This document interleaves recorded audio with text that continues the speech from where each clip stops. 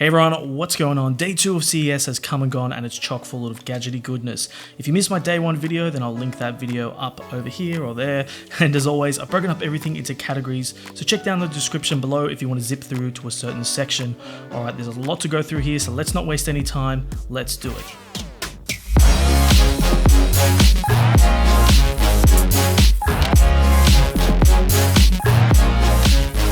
Alright everyone, let's kick this off with looking at some of the concept vehicles on show at CES 2020.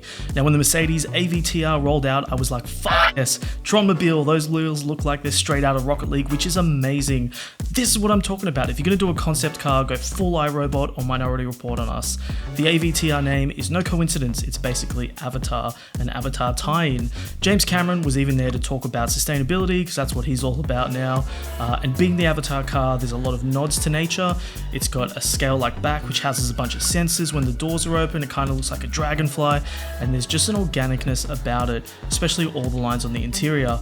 There's not even a steering wheel. When you push this middle console thing, that's when it starts to go forward, and for entertainment they've got this bat light that kind of shines on you. It's pretty nuts, but I absolutely love it. First, Segway didn't want you to walk, and now they don't want you to stand. Humans, it's time for us to ascend to our final form, just like in WALL-E. Say hello to the Segway S-Pod. Oh my god, it's even got a dockable pad on the side to control it. This is so good, but in all seriousness, it could be an awesome thing for mobility users. But history has shown how this stuff's gonna go. We all know that in a few short years, we're gonna see people getting around on these things at Disneyland. Audi's concept this year is the Audi Me, and it's packed with a ton of technology. It's autonomous, has VR inside, has lights going virtually all the way around the car to make things like signaling when you're changing a lane super obvious to everyone else on the road.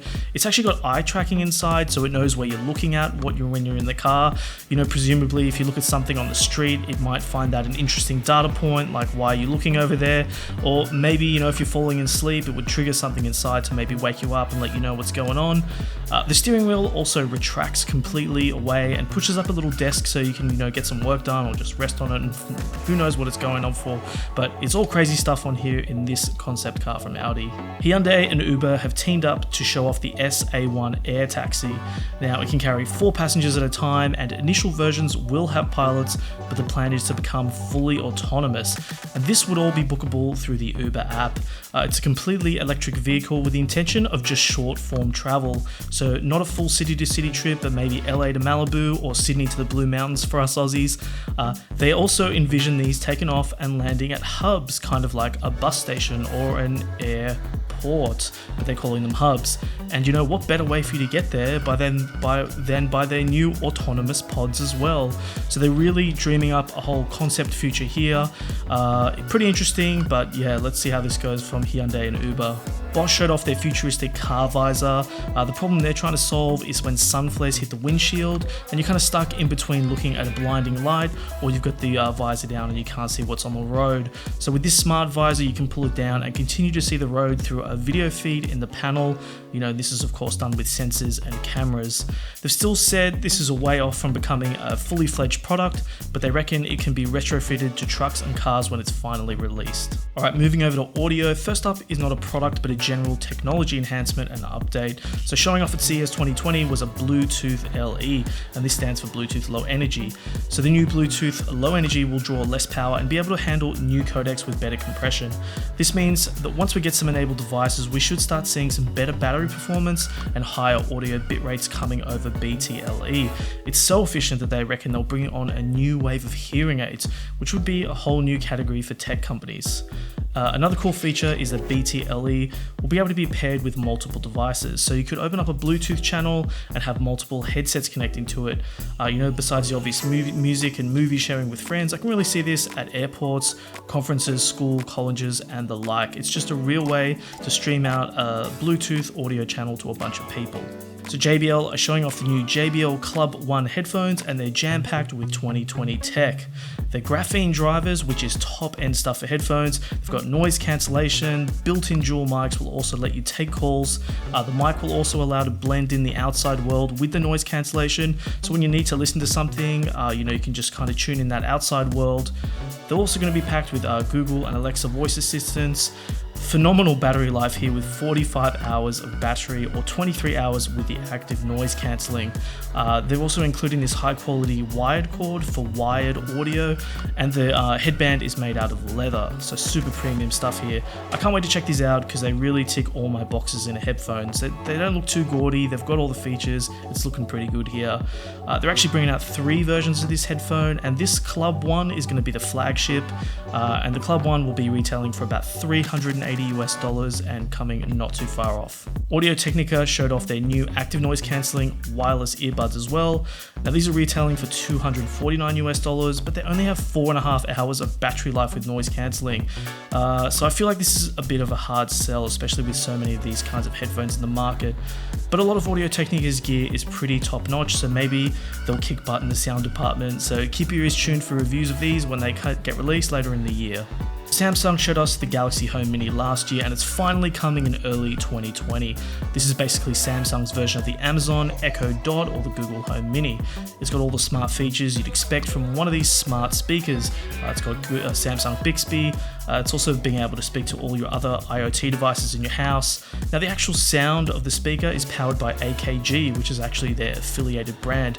So stay tuned for this one, not too far off in early 2020. Next up is some health and lifestyle tech, and first up is the Air Atmos. Now, I would normally laugh at this kind of thing and make some jokes about total recall, but as I'm sure you're aware, Australia is literally on fire right now, so it's not a crazy concept at all. It's a personal air filter which creates a seal on your face and draws the air in from the side of the unit. It's going to retail for about $350 US and it's shipping in July. Okay, one more total recall joke, that's it. Well, anyway, here's MamaRoo showing off their new sleep bassinet, which rock-a-byes a baby to sleep. It's app connected, it looks to have 5 different motion cycles, kind of a simple design, but you know, if it gets the job done, then there's no need for overcomplication. Yeah, that's a word now. So this is retailing for $330 US and it's shipping in April. Opte is showing off their precision wand here. As a 90s kid, we've all been waiting for a makeup gun to hit the market. I'm not going to pretend I understand the ins and outs of applying makeup properly, but they're saying that this has been in R&D for about 10 years, waiting for technology to catch up to their demands. It's essentially scanning for what it deems imperfect skin, and it's applying an extremely thin application of makeup. It's basically a makeup printer for your face. Each cartridge lasts around 2 months, and I think they've got a bunch of purchasing options when it's going to launch, like maybe they're going to do subscriptions or bulk purchasing, that kind of thing. Citizen showed off their new smart speaker, the Citizen Alexa. It looks like a nice mix of digital and analog, with the idea that they might be releasing different faces when it's available. By all accounts, it's basically a Sonos Alexa enabled smart speaker, but just with some analogness attached to the front. Next up is the Withings Scanwatch. The designs have been leaning towards an analog watch with a digital footprint these days. It's full ECG, which is what you want if you're serious about your heart rate monitoring. There's also a night mode you can set to test for sleep apnea levels, and all of the info it gathers is sent to your smartphone where you can explore it all there. Unlike a lot of other gaudy looking smartwatches, it actually has a touch of traditional watch class, and that class you're kind of going to be paying for here. It's not outrageous, but it's not cheap either. The larger 38mm model here is going to release for about $400 US, which is close to double the price of other Withings watches with similar features. The Keurig Drinkbar is like an espresso pod machine, but for alcoholic cocktails. You can buy the pods from Keurig, chuck them in, press a button, and voila. The machine cools the drinks, stirs them up, and it has a CO2 canister in there for your bubbles when needed. It actually detects what kind of drink or pod you're chucking in there, and it knows what to do. So the machine itself is going to cost $299 to $350 USD, and pods are about $4 a piece. You know, I haven't tried this firsthand, but I did actually watch a few reviews because I was so keen to see how it comes out, and people reckon that all things considered, it's really not a bad cocktail. You know, they reckon it doesn't taste like a traditional version of the cocktail, more like a sports bar version, if that kind of makes sense. A bit interesting tasting, but you know, booze is booze, and it sounds like this isn't too bad. So you may not be getting an A-grade drink, but maybe coming home to a couple of Cosmos and Moscow mules at the touch of a button is something that sounds appealing to you. Whoa, another Nintendo Switch clone enters the arena, kind of. Yesterday we had Alienware UFO concept, and today we've got the Razer Kishi. This is basically just a dock that connects to your phone via USB-C or Lightning. There's no Bluetooth here. There's no Bluetooth because the Kishi was made in mind to be used with cloud gaming services on your phone like Microsoft xCloud.